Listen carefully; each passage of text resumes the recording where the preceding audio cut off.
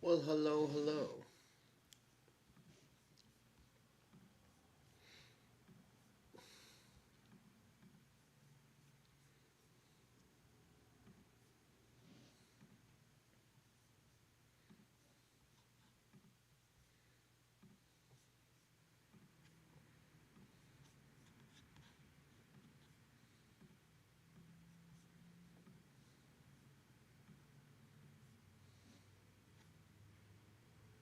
There's a blank document.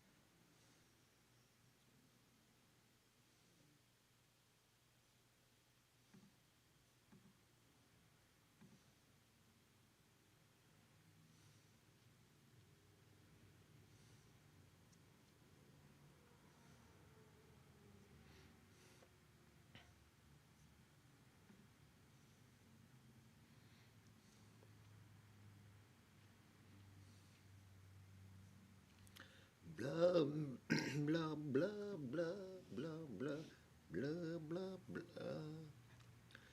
That was an attempt at Spiders by System of a Down.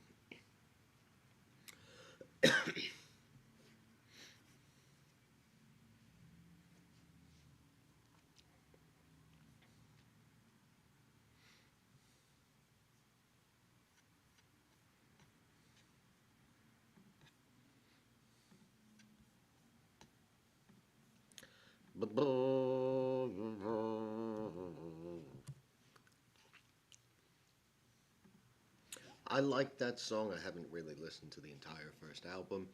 I'm past the point of Sugar, which was the first System of a Down song I heard. I believe the first one they released.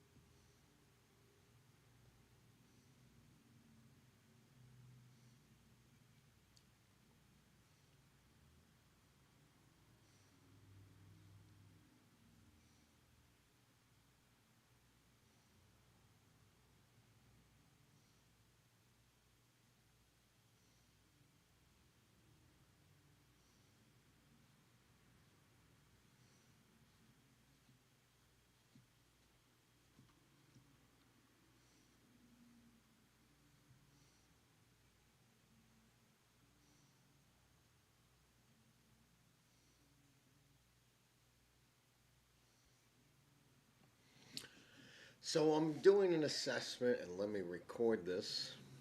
We're going to be doing dual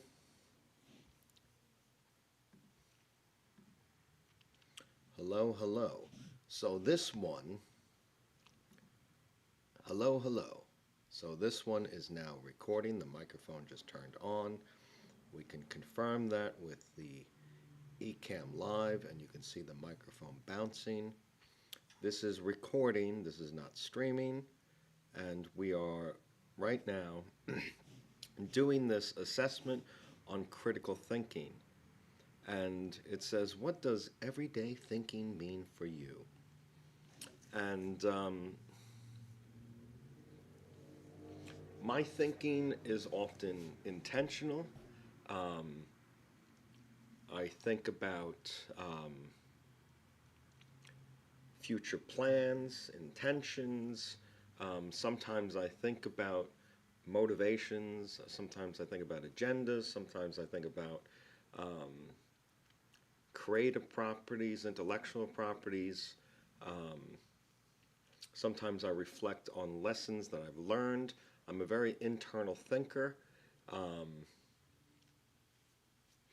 so I read through these answers and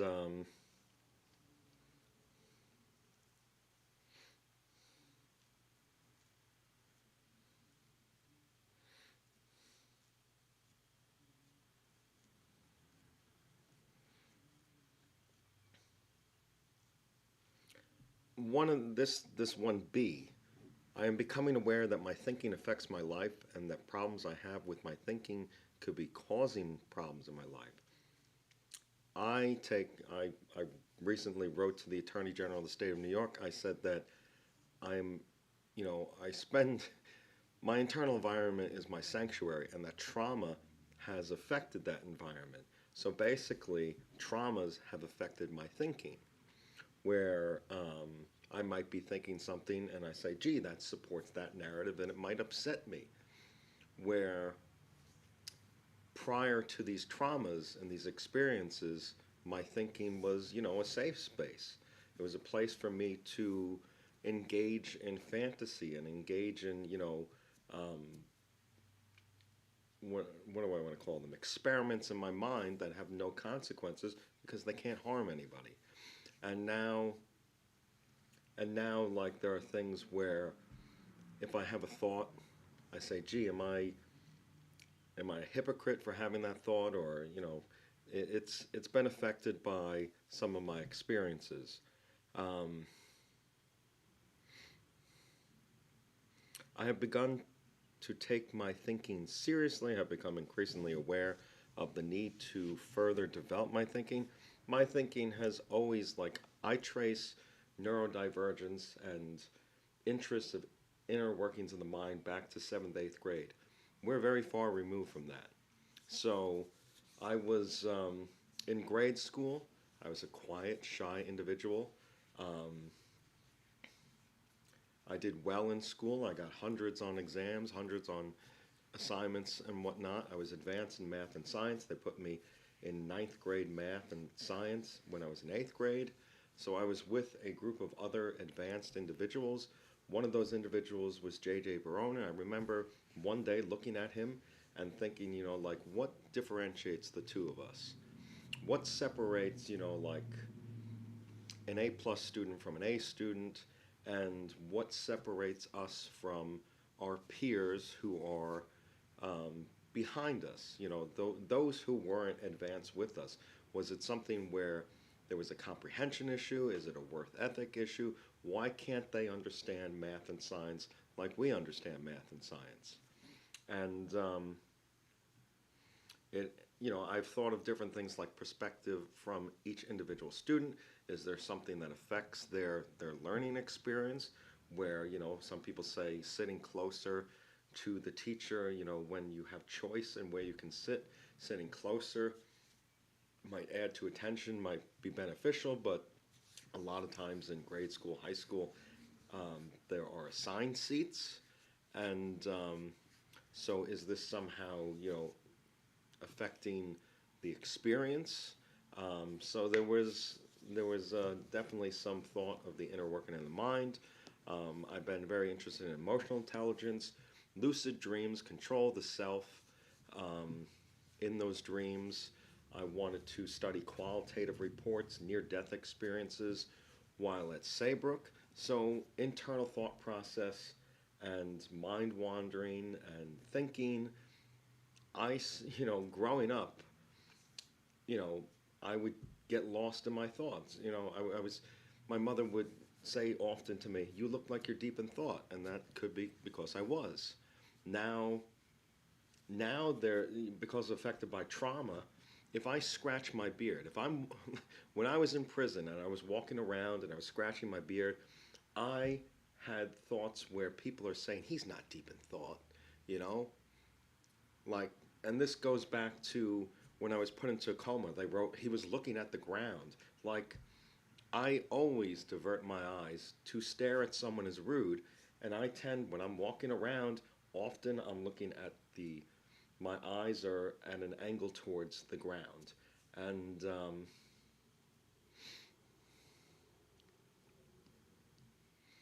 so that's something that's been affected by trauma. Where like even scratching my beard, people, well, he's faking it. He's not really thinking. He's just trying to make us think that he's thinking. No, I just because I'm scratching my beard doesn't mean I am deep in thought. You know, there's a lot of like empty thought in my head where I could have no reaction. Like my mother, when she watches, I watched the Knives Out movie recently, the newest one, and I could, sometimes she would verbalize while watching some of these things with me, and she mentions how she's read a lot of, mystery, like she's read a lot of novels and stuff, and maybe in that genre, and she's certainly watched enough, CBS crime thrillers where crime mystery shows where she starts guessing, who the killer is and whatnot. And my mind really doesn't operate that way. I'm either watching a story with a blank slate and I'm going along for the ride, and there might be some, like, I remember once where I watched The Village and I saw sneakers and I said, what are they, a modern day times? And, my first thought wasn't, that's an error in, filmmaking where like Gladiator, apparently there's a scene where the guy's wearing sneakers. Um, Perhaps because I knew who directed it, M. Night Shyamalan, and there were twists related to his stories. Maybe that's why that was the first thought that crossed my mind. But typically, I wasn't really watching that movie, Knives Out, with the intention of guessing who's the killer and whatnot. I just kind of, want to be entertained and see if it's an interesting story. Um, but sometimes, if I see a movie, I might sit there and I might actively engage in my own story creation, where I'm not really interested in what's going on screen. I'm more interested in what's going on in my internal world, and creating works of fiction in my own mind, or just mind wandering, fantasizing, daydreaming, and not really paying attention to what goes on screen. Um, so I don't know why this thing is so problematic, and like self-revelation as to I just became aware of my thought process. Um, I don't want to answer this one because when um,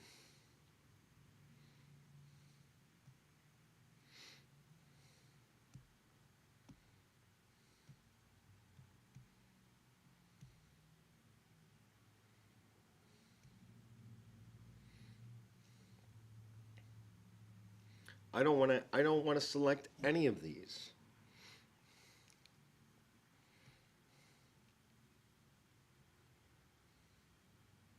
Like how many of these are basically saying there's a fault in your thinking?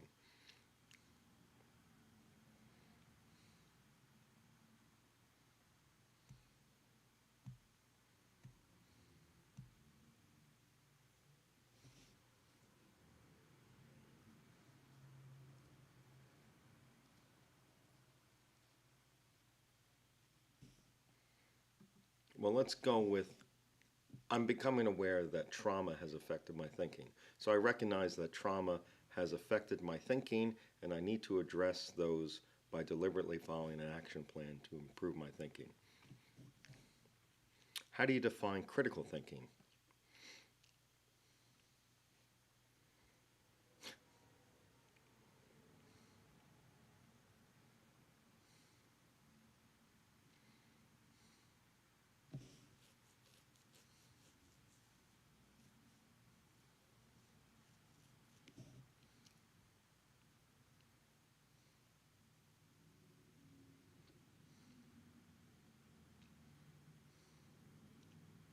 I find critical thinking to be some sort of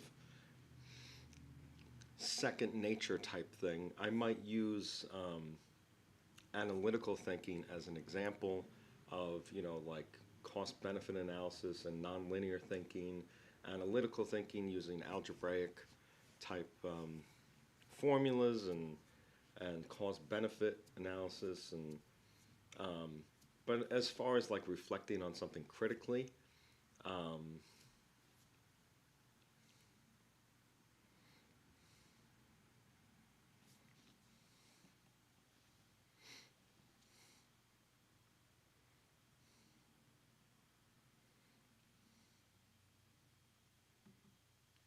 we'll put that.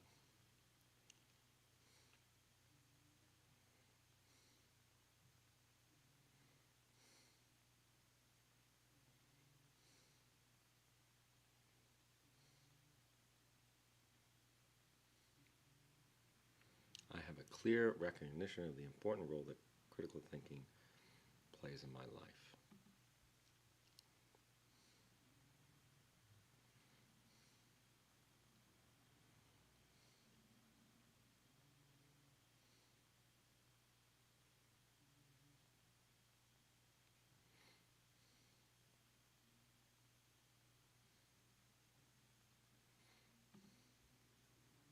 I don't like these questions. I don't like these answers.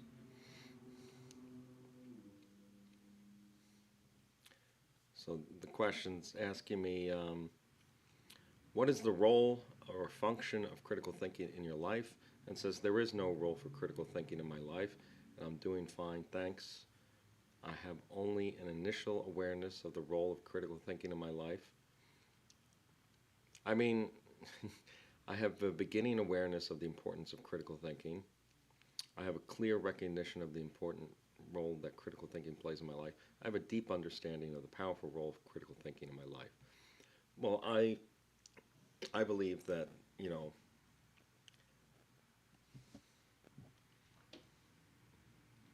there is a role for critical thinking, and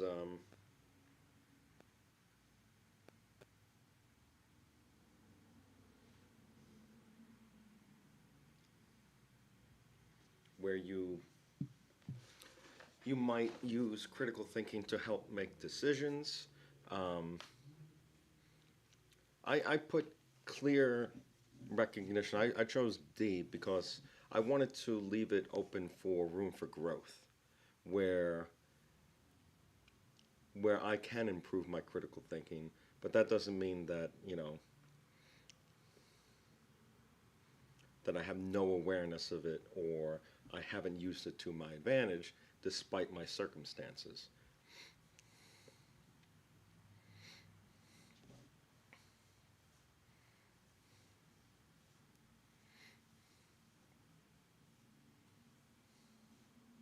Then the next question is, how actively do you practice critical thinking? The first one says, I do not actively practice critical thinking. The second one says, I practice critical thinking only when called upon to do so in classes or in work settings. Um, I don't find that to be the case, that I only use it in classes. Um, in fact, that could be room for improvement. Um, I don't want to say that. Um, because sometimes I just go through the motions and I do something correctly. And I've said this in the past. Just because I got an A in a course doesn't mean I understand that material better than a course that I might have gotten an A minus in or a B plus or something.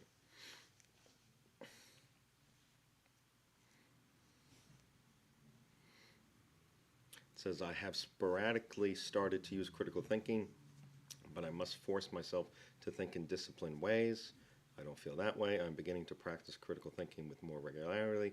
I think my habits, like I said, it becomes second nature. So this one, I have established habits of using critical thinking and it's paying off in my daily life. How actively do you monitor your thinking? First one says, I don't monitor my thinking. If I detected something wrong with my thinking, I would know it. I occasionally monitor my thinking, usually when called upon to do so in my classes. I monitor my thinking in a hit and miss fashion. I have no plan to follow to monitor my thinking. I actively analyze my thinking in a number of areas and regularly monitor my thinking in a daily life. I actively analyze my thinking in all significant areas of life. I have insights into problems at deeper levels of thought.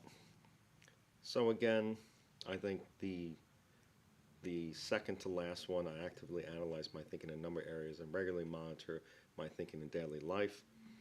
Um, I think that's an accurate assessment, and it leaves open the possibility of improvement. Um, how would you describe your skill level in critical thinking? My beliefs feel reasonable to me, and so I believe them with confidence. I have no need for critical thinking. Um, I mean, that one kind of sort of fits because I have such a breadth of knowledge where I have been strong analytical skills since I was young, um, good morals, and I have a bachelor's in biology and chemistry, and I have used my analytical thinking to engage in rational thought and can engage in reality testing and understand the difference between um, credible information and untrustworthy information and fact and fiction type thing, fantasy and reality type thing. My thinking is not bad. I question a lot of things. I'm not prejudiced.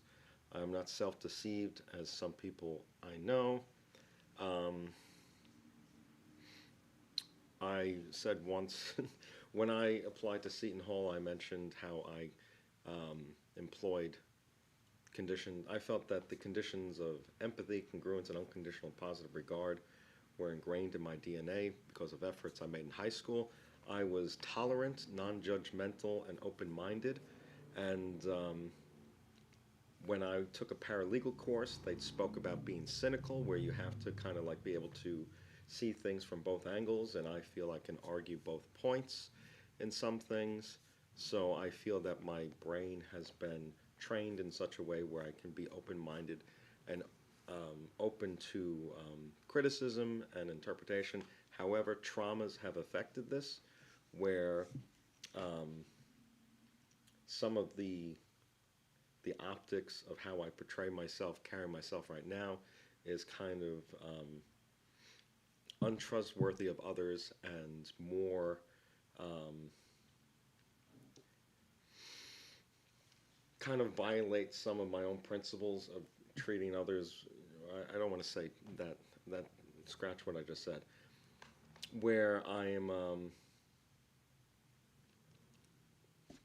I treat others with unconditional positive regard. I might have hate and animosity towards a person, and when I direct that hate and animosity, it kind of sprays to the group. But if you approach me and like in prison, where um, I was surrounded with people from different backgrounds and stuff, and like I get my mother on the phone, and I'm saying, like these people aren't so bad, like, and I felt I was approachable. People could talk to me, and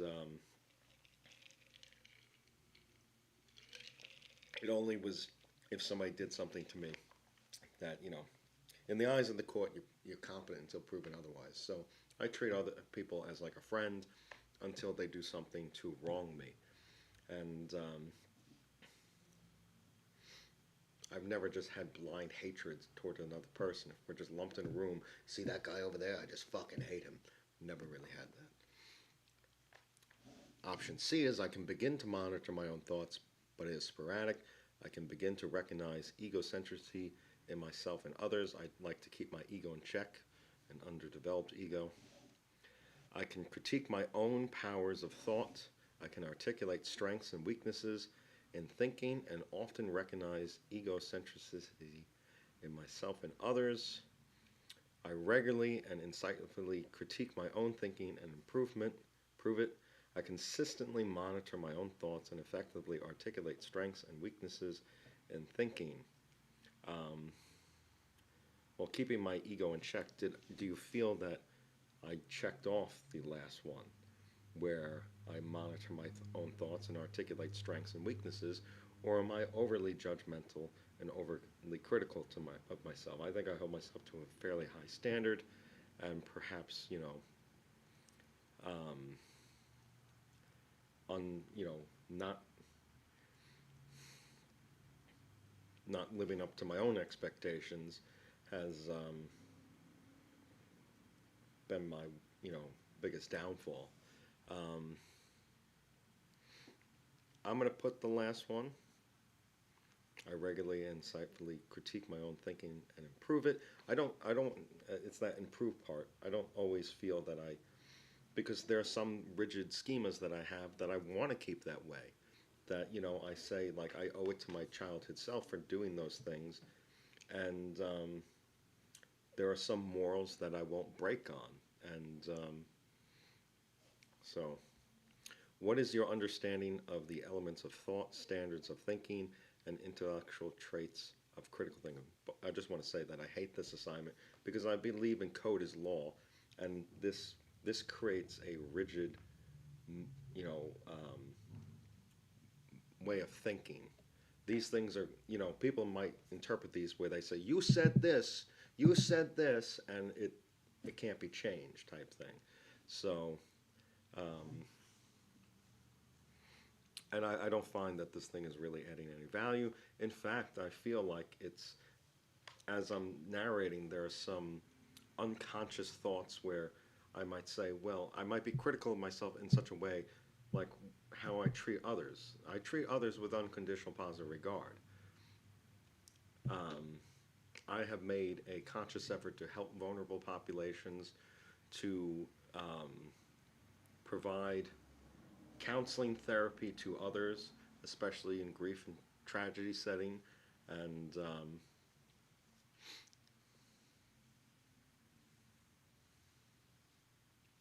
I don't want people to think anything other than that.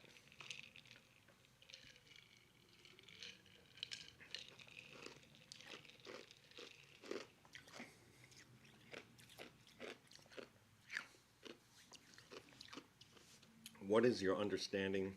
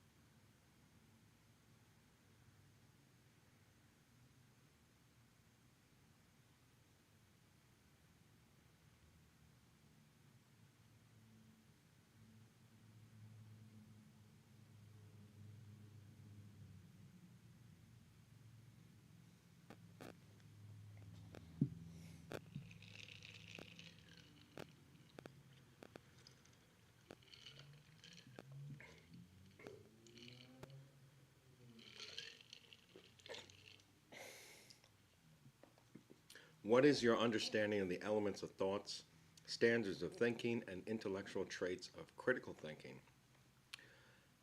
A is I am unfamiliar with these concepts, and so I don't understand them. I have heard of these concepts and occasionally make use of them in coursework, but I do not use them outside of classes and cannot provide a good definition of them.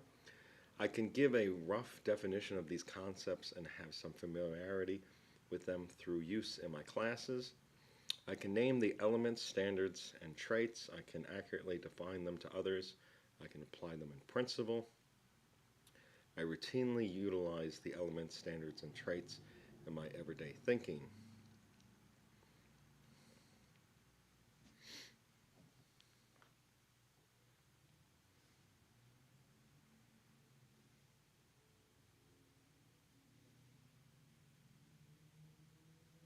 I actually, I don't know what, like, as far as evaluating and analyzing type thing, I'm familiar with that. But this elements of thought, um, standards of thinking,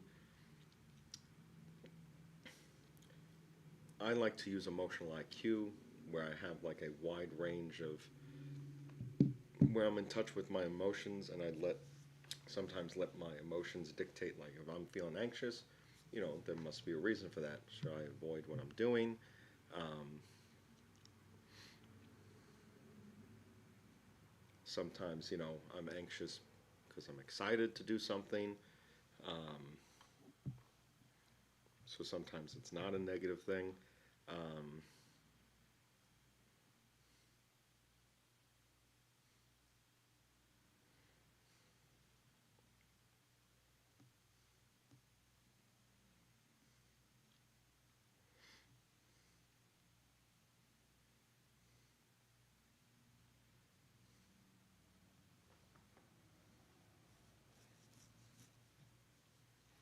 I'm going to say since I took cognition and since I'm an analytical thinker, I took law, and there's a lot of qualitative analysis, quantitative analysis, where I can code, language, I can interpret data. Um, I'm familiar with, cognitive effect, and um, I'm going to say I can name the elements. What is your plan of action to further develop your critical thinking skills? Well, it's part of part of my reason for taking psychology, in addition to better informing healthcare policy through research and providing counseling service to others, is to improve my inner workings of my mind, to perhaps learn better cognitive habits, to retain information, and perhaps engage in better inward thinking. Now, I wrote a paper, did a podcast on lucid dreaming, and one of them suggested don't do these things, don't live internally.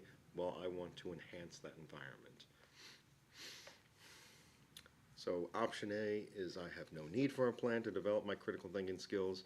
Option B is I recognize that it would take effort to develop my critical thinking, but I have plans, but I have no plans to do so. Option C is I have actively decided to develop my critical thinking, but still have not developed an action plan. Option D is I have adopted a regimen of regular daily practice in order to develop healthy habits of critical thinking. That might include mind wandering and doing things to maintain my genuine self and reflecting, keeping a journal and reflecting on things that I've done. And option E is I have successful habits of critical thinking and I am constantly aware of the need for continuous improvement. So we'll save answers there.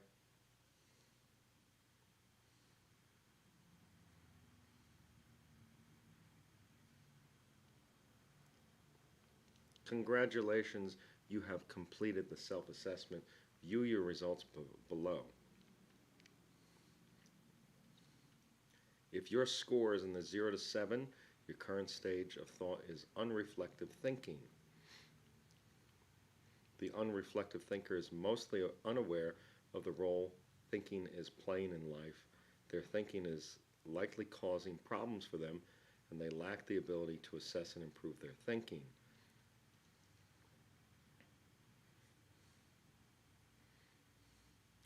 If your score is 8 to 15, your current stage of thought is challenge thinking. Challenge thinkers have an initial awareness of the role thinking plays in their life and the problems associated with this level of thinking. They become aware of the difficulties involved with improving their thinking and risk rationalizing back to the unreflective stage to avoid the challenges of growth.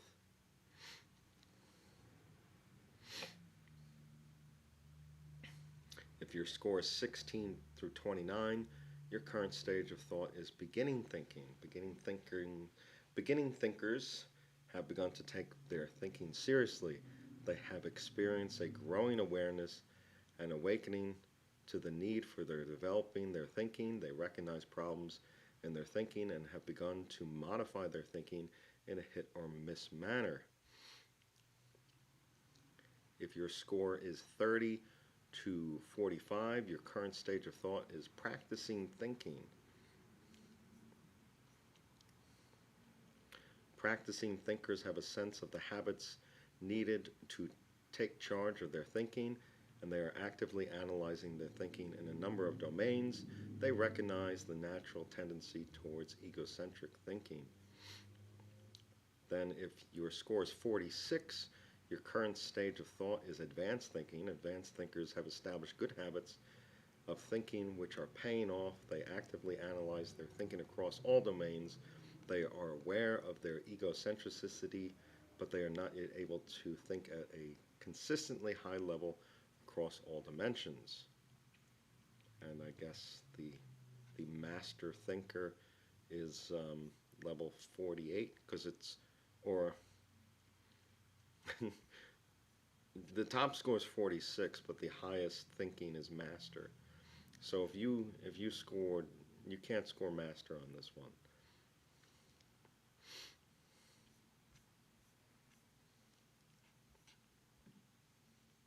So I'm going to print this page. We're going to save it as a PDF. We're going to put it in a new folder. I'm going to go to Documents, and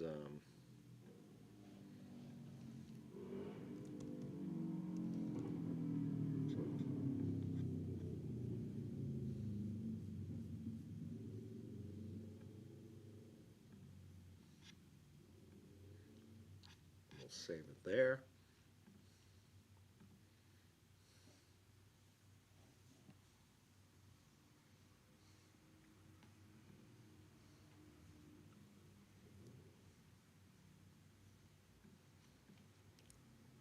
So that's an assessment. Does that mean I engaged?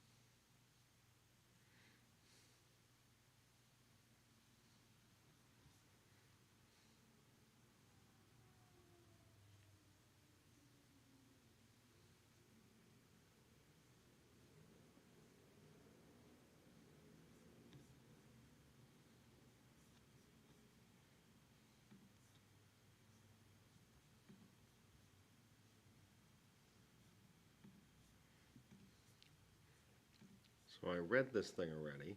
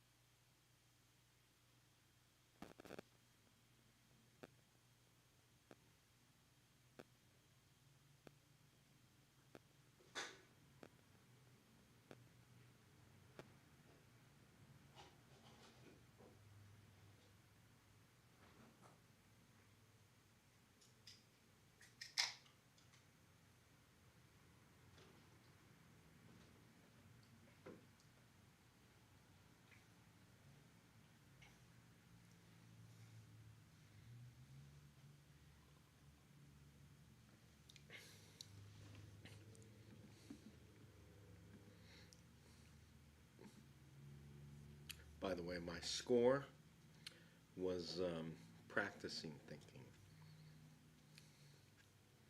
I scored between a 30 and 45. The highest score you can get is a 46.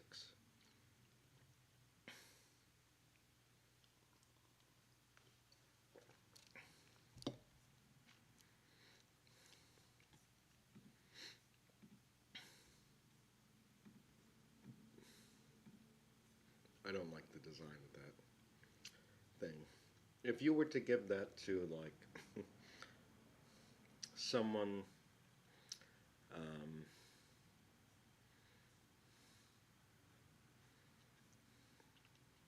I can envision that being kind of demoralizing to some people who might think low of their intellectual ability.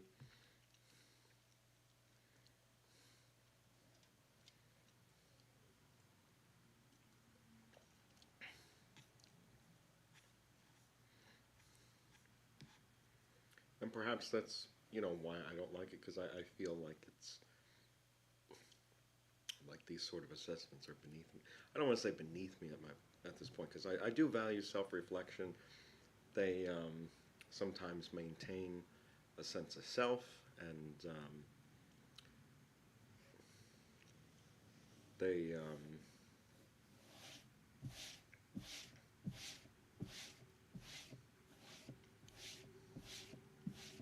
let's put it this way: there are some thoughts and ideas I had as a child, but since I'm a science background, I have to support my claims with evidence, and I have to, like, some of the things I'm interested in QC, quality control.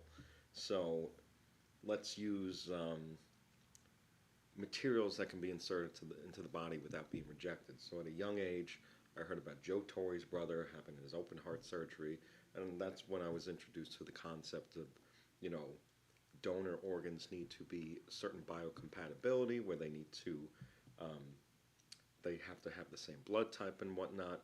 And then when thinking about, different medical device technologies, what can be inserted into the body without the body rejecting them. So I had an idea for an internal blood monitoring system, and it's like, what materials can you insert into the body? It wasn't until very later in my life and my studies that I learned about, like glass ceramics can be inserted into the body, and using a decellularized extracellular matrix as materials that can be used as scaffolding materials. And part of this was I wanted to have the breadth of knowledge under me before synthesizing and engaging in any type of generativity. And so it's like building a competency. And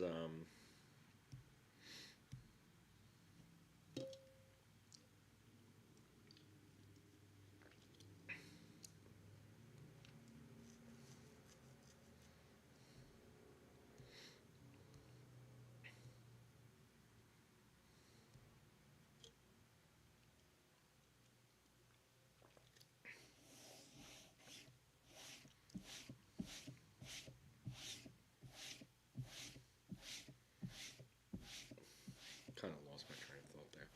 But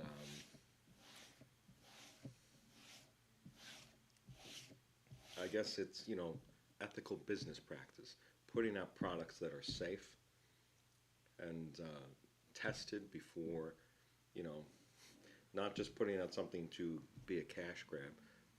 The be proud, being proud in my work is, putting out something that provides a public benefit or something, safe to consume and safe to use, and doesn't take advantage of people. Because another thing was like exploiting, but like when apps first came out, I said, I'm never going to exploit like people with addictive personalities and like basically like pay to win type things. And that was probably before I was familiarized with pay to win type applications.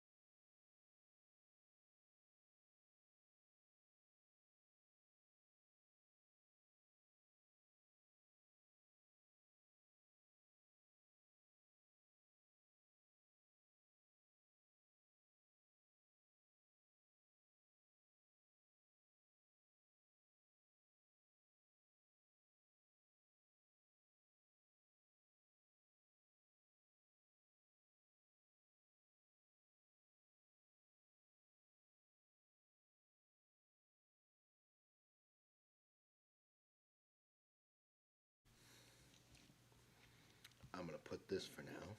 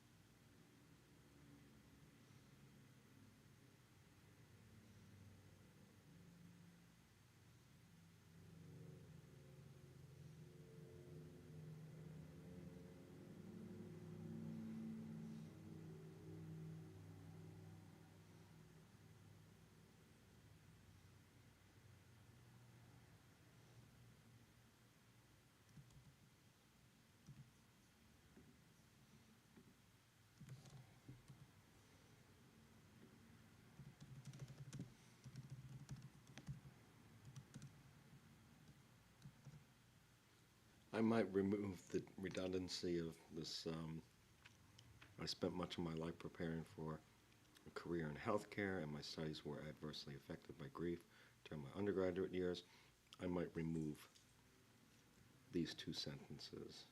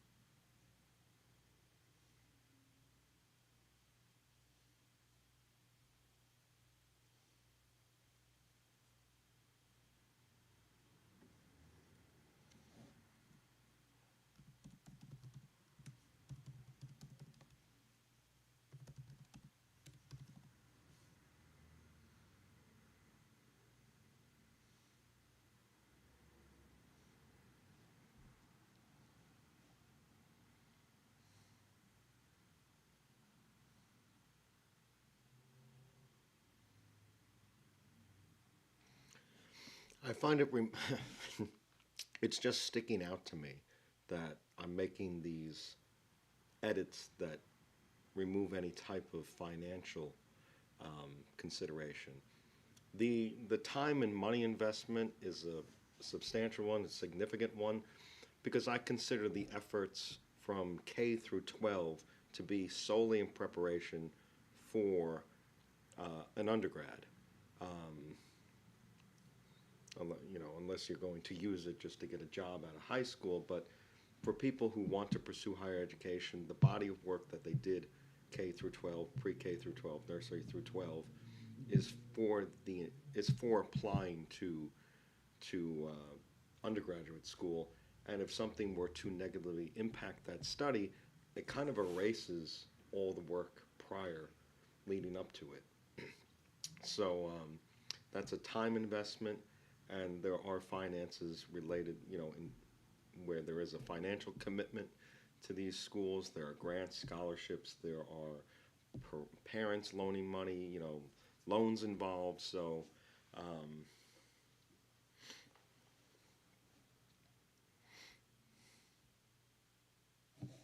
it's not something to be dismissed. It's just kind of how the edits are working right now.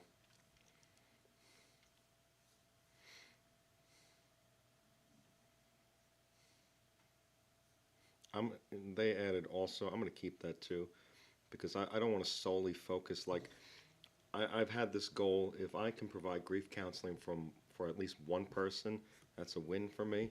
Um, and then just doing research is probably what's going to provide me meaning, purpose, and you know, um, take up most of my time, I guess.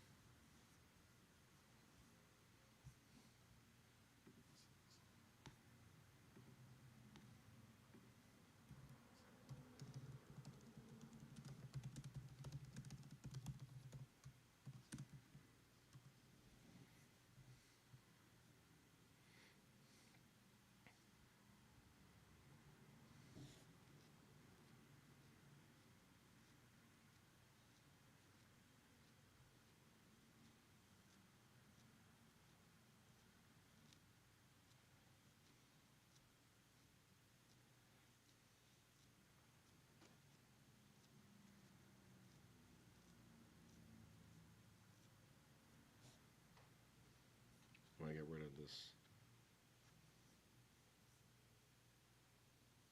word "end."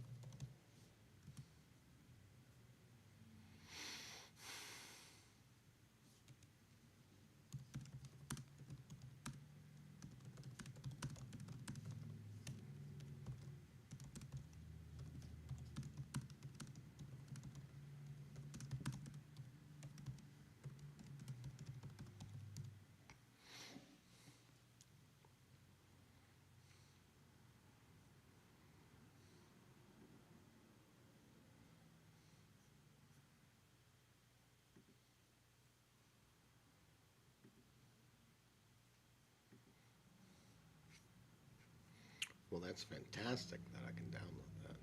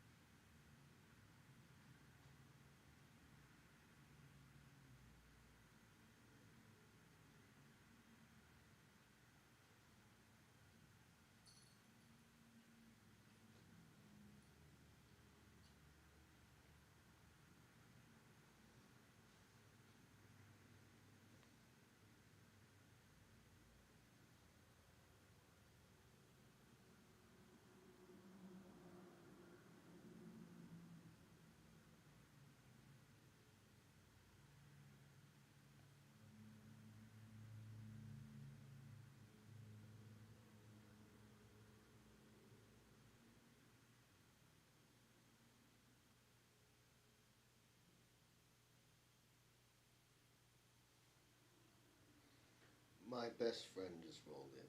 Shelby, how are you? I love you more than anyone. Do you want to go outside?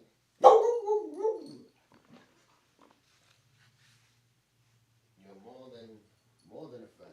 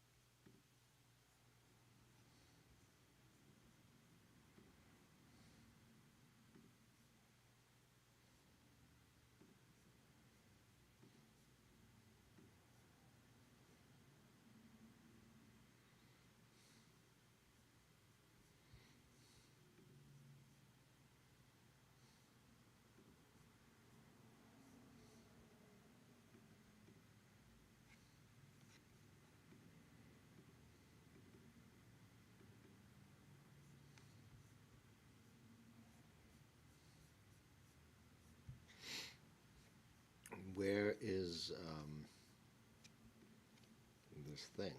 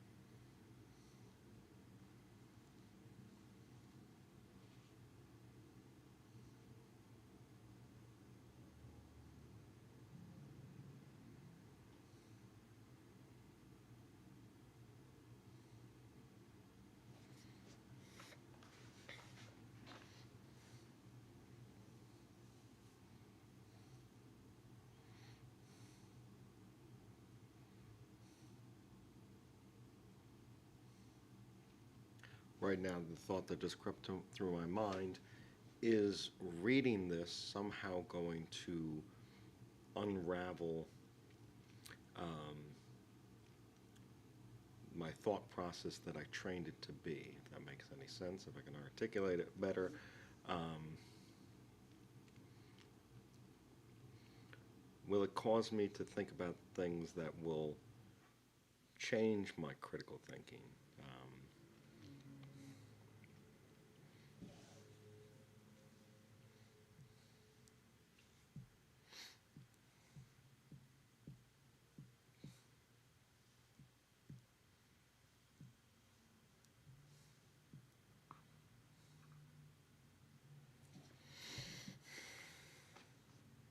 Like it feels a step backwards when I'm someone who uses critical thinking to make decisions, analyze data, interpret data, cost benefit analysis, to make rational, informed decisions, taking something, studying something that I've already trained myself to do, sometimes might undo the hard work that I've already done.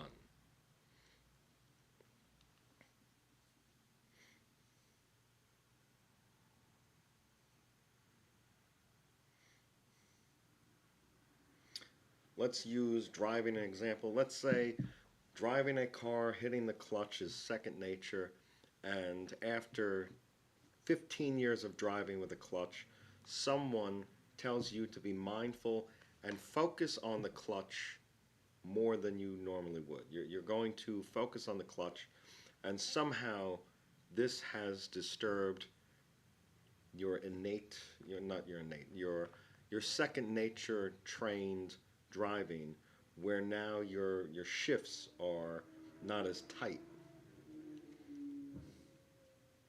by placing too much an emphasis of thought on the clutch, you're forgetting that you you might have trained yourself to hit, you know, to shift when you heard a certain engine noise, but now since most of your attention is focused on the clutch, you're ignoring that engine noise.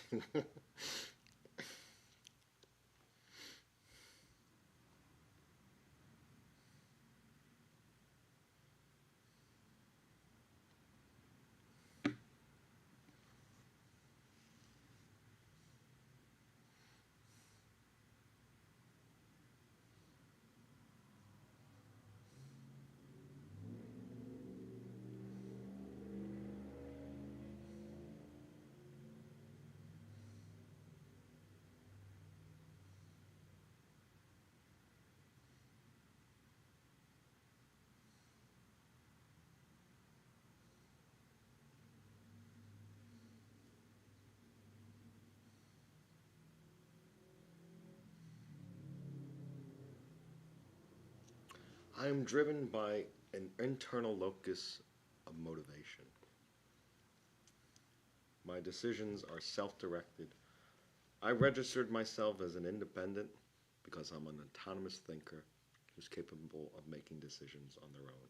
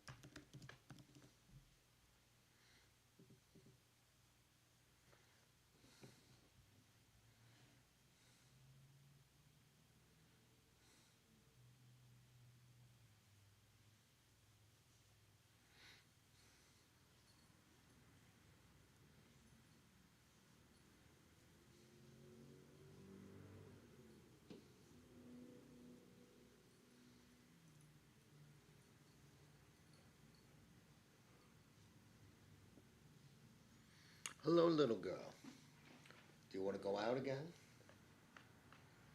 I have food coming because right now I don't have the pan to cook the steaks.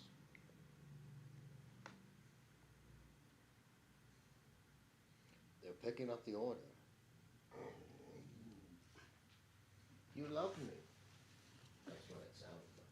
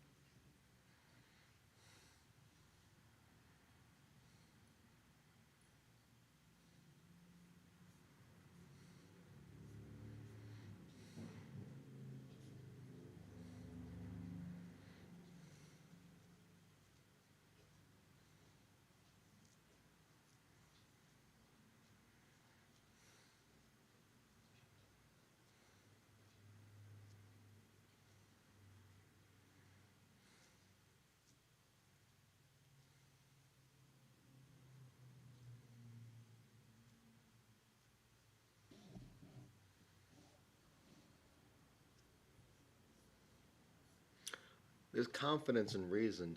That's one of the reasons why I keep my ego in check, because when dealing with other people and you're trying to see from their perspective, I would never be 100% confident that I am fully sure of the person's motivations, actions, beliefs, pains, etc. There's always going to be a degree of uncertainty because I want them to, because unless I'm them, I can't be 100% sure type thing. And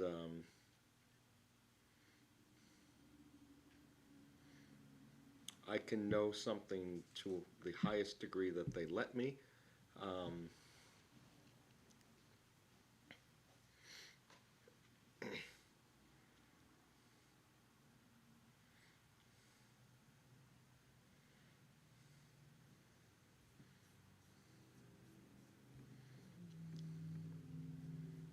so let's do this.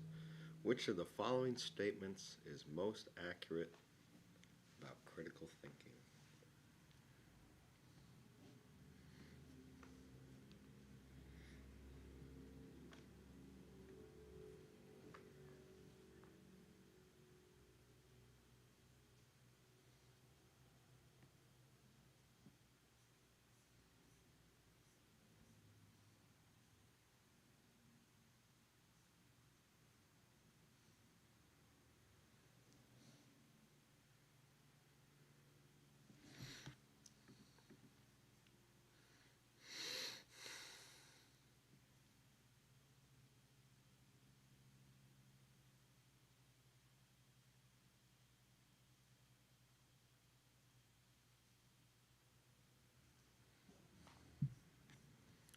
So this first one we're going to do says it's not graded, right? But we want to be 100% accurate. So we're going to start with this one.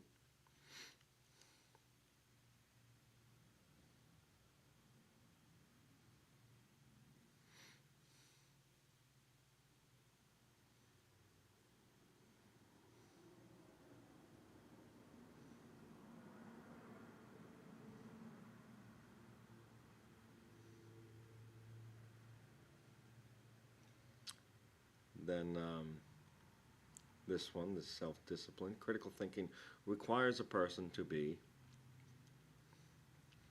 Now this one we know is not true because it says that you need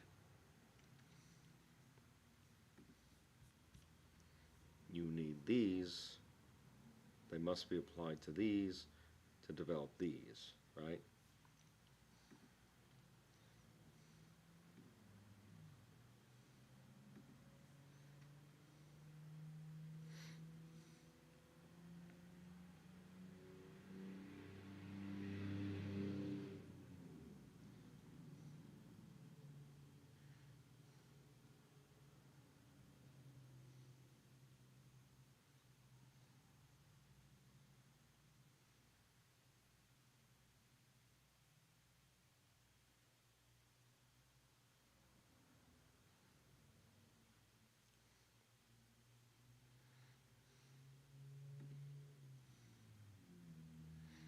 And this one, be able to solve problems without the assistance of others.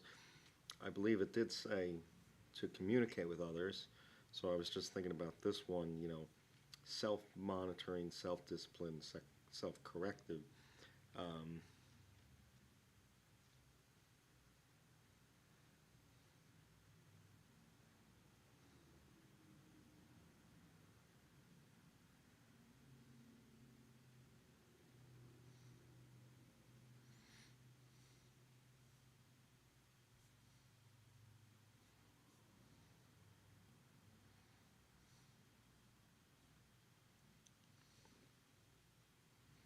Now, if you've reached the pinnacle of critical thinking, are you not smarter than other people?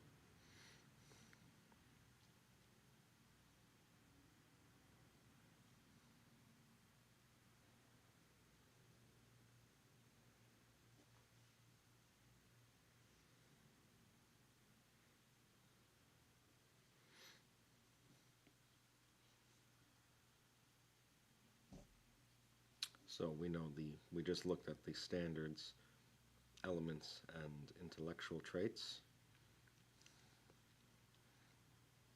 where the standards have to be applied to the elements as we develop the intellectual traits. But in some of those things, there is mention of clarity, fair-mindedness, and empathy.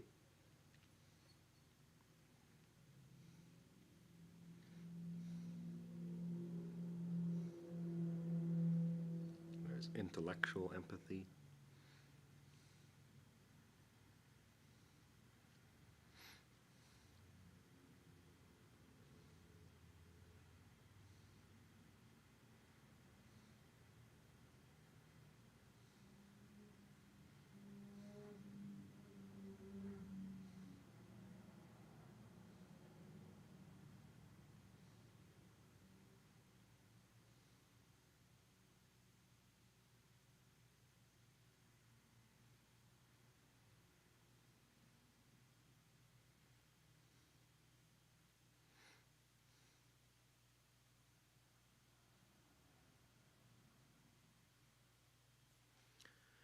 Critical thinking, purpose, point of view, inferences, and implications are all part of.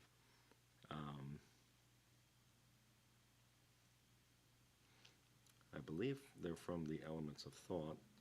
I'm trying to think of where I saw inferences, because immediately my mind jumps to um, the Alderian approach and how I'm a person who doesn't like to make inferences because I don't like to be presumptuous about others. So let's use like cultural opportunities.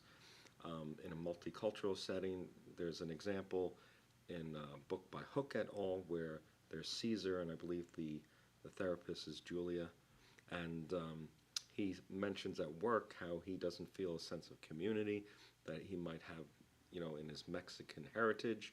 And the first example, Julia doesn't touch on um, the Mexican heritage, and they might say that's a missed opportunity, a cultural opportunity. And I won't go down that road unless I'm invited to by the client, because I don't want to be presumptuous that they're, making a multicultural thing out of something that's not really related to their ethnicity or cultural background. Um,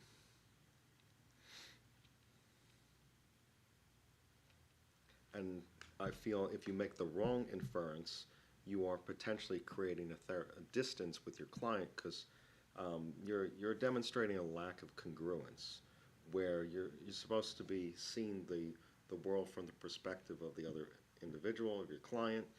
And if you're making incorrect inferences or hunches, you might be driving a wedge between the two of you by demonstrating that you really have a lack of understanding of what they're going through. Um, so I want to navigate their experiences with them being the expert teacher of their lived experiences and me being the expert learner. And hopefully over time, I can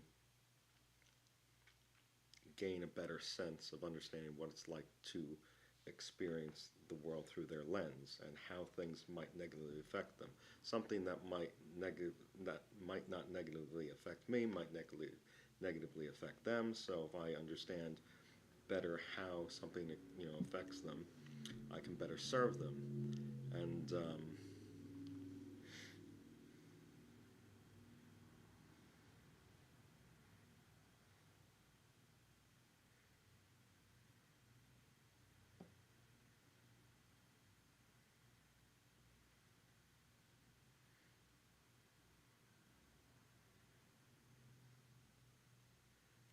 so I'm pretty sure point of view was under elements of thought, and I want to see the perspective from. And I know they use the word perspective, so let's just double check this. Here's the elements of thought, here's point of view, here's inference, here's implications, that's 3, and purpose, and purpose. Fair-mindedness, courage, and empathy are all part of well, we just looked at the elements of thought, um, and I mentioned intellectual empathy. Um,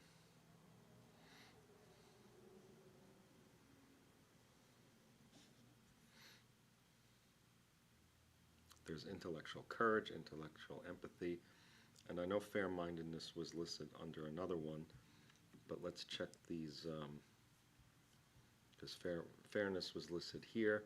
We have fair-mindedness, we have intellectual courage, we have intellectual empathy, and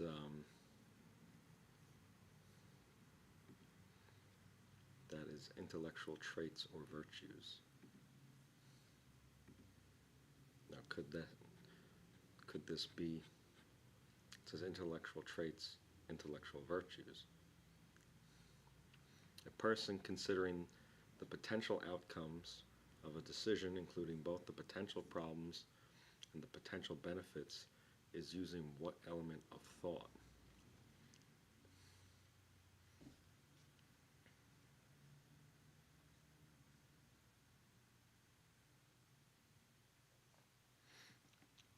The potential benefits and potential problems.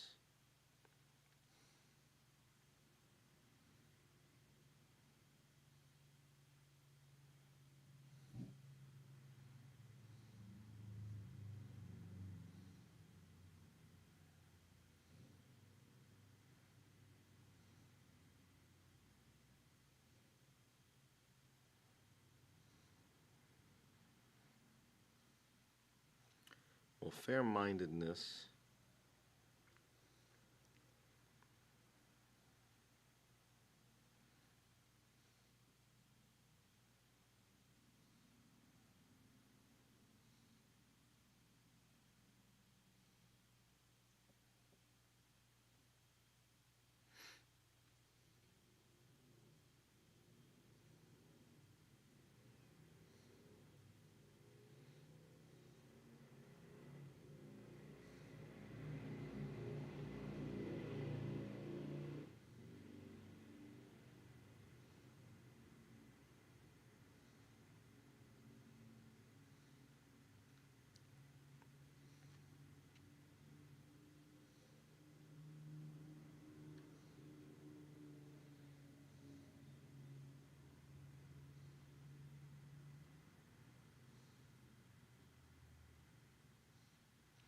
I don't think fair-mindedness was under the elements of thought, right?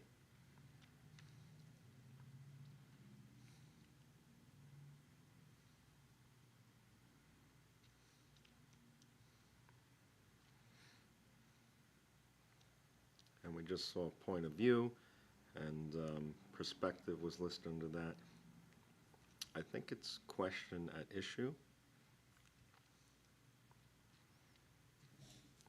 which is the problem, the top, but I don't recall anything saying benefits.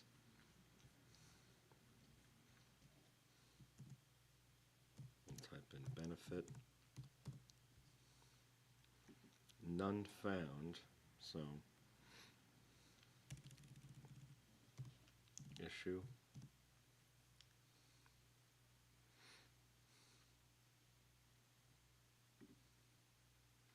Question at issue has problem, issue.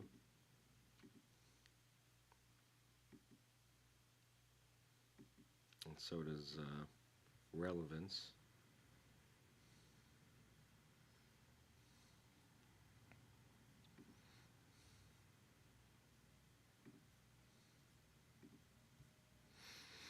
Questions such as, can we get more details? So hold on, let's go back to this one. Fair-mindedness was not listed under the elements of thoughts. Implications and consequences had nothing next to it. And point of view has perspective.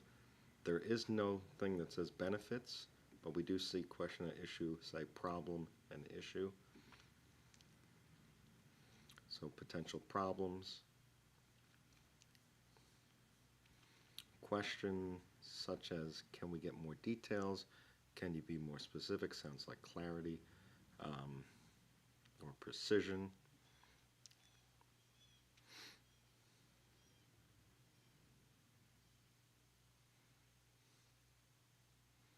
So we'll just double check this, and we'll see that under precision, can you give us more details?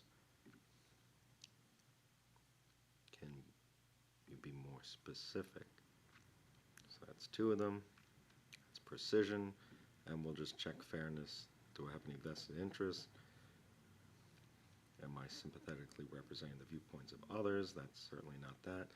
Logic. Does all this make sense together? Does your first paragraph fit with your last? Does what you say follow from the evidence? And relevance. How does that relate to the problem? How does that bear on the question? How does that help us with the issue?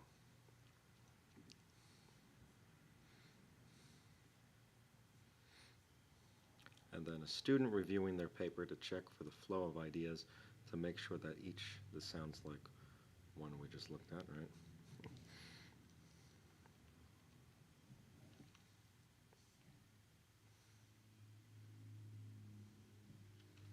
Student reviewing their paper to check for the flow of ideas to make sure that each idea is connected to the overall topic.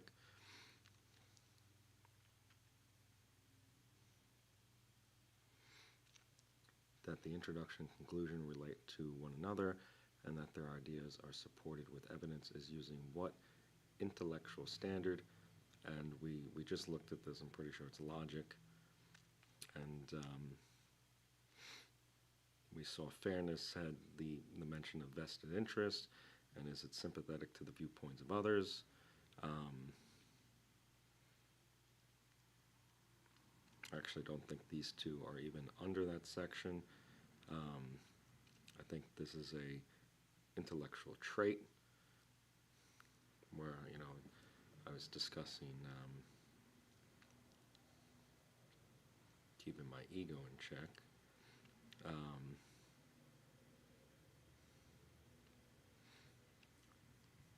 So we'll just go back to this, and it says logic.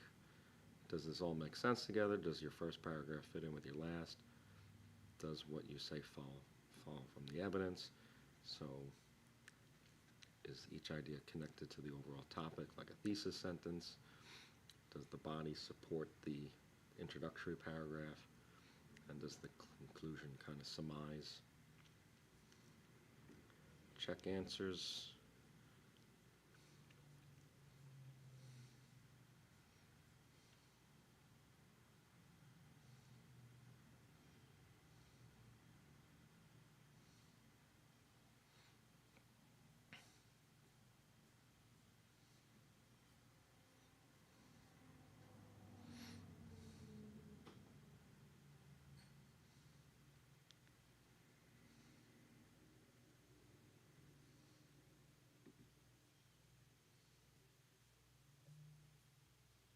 Well, that's great, but it doesn't say anything under implications and consequences.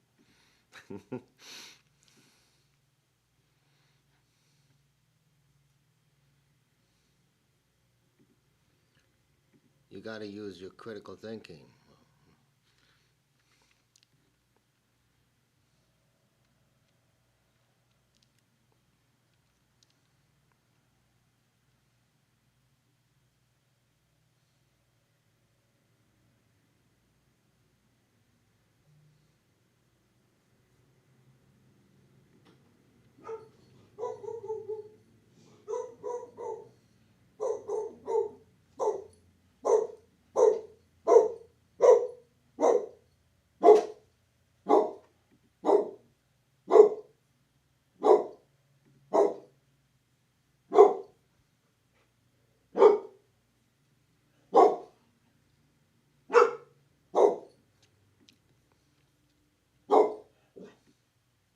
Whoa, little girl.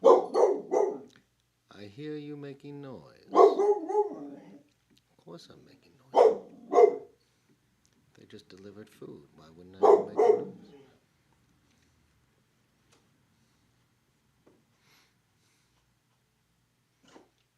So we did B. We did B.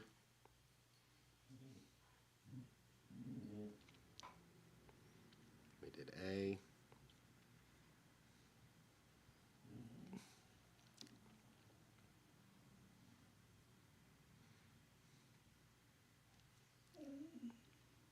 One sec, little girl.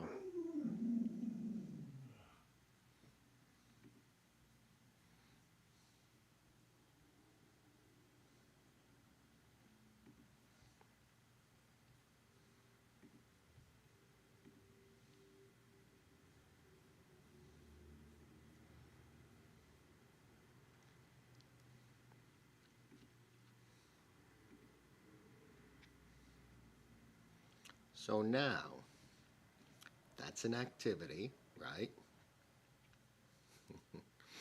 So if I go to assessment 1, then these things are going to load up and it's going to say activity 1.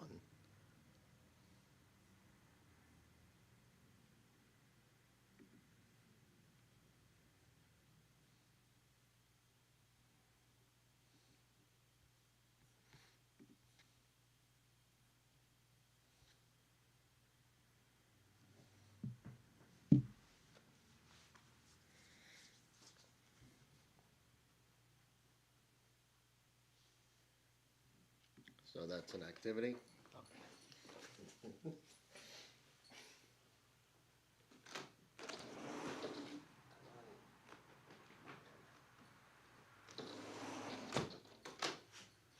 So you're telling me I don't have to write that paper today. That's good.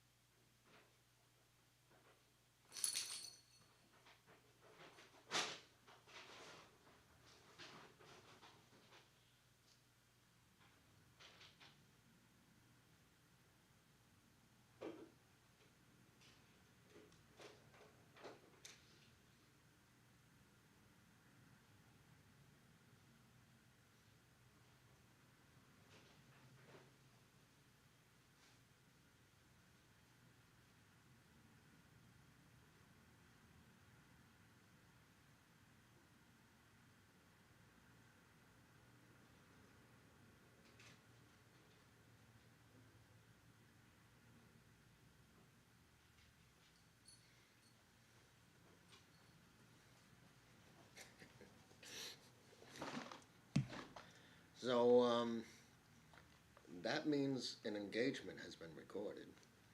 I wonder if they'll send me a text congratulating me on my success.